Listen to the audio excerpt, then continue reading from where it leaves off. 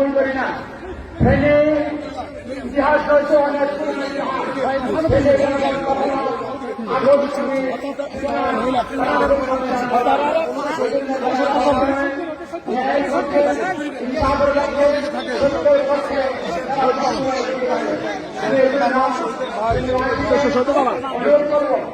আগামী দিনে অভ্যুত্থানের মাধ্যমে যারা নতুন বাংলার করার সুযোগ পেয়েছি সেই কাজে লাগিয়ে আগামী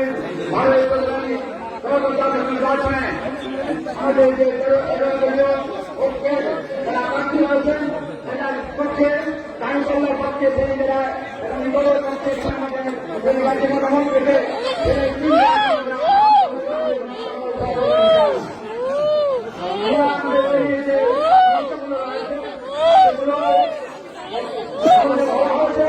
এই পয়সাগুলো আমাদের পূরণ করার জন্য নির্বাচন দাবি থাকবেন।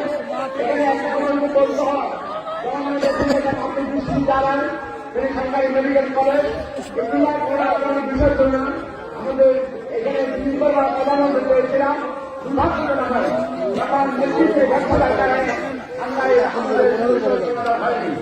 যারা আজকে আমার নতুন করে ওয়াদা দিচ্ছেন তারা পূরণ করবেন, তারা অভিযোগ ছিলেন পূরণ করেন নাই, ভগবান তাদের মধ্যে অভিযোগ রাখতে পারবেন।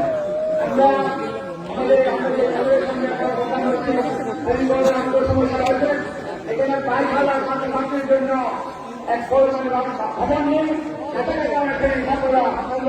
ভবনের কাজ করতে পারবেন না।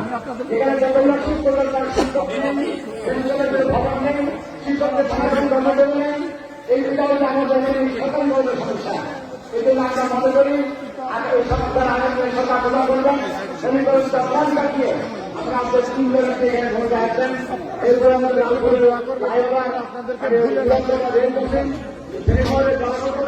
বিশেষ করে জবানবন্দিতে এখানে আপনার মহিলার জীবন দেওয়া হয়েছে, যার কোনো অংশ লোকেরা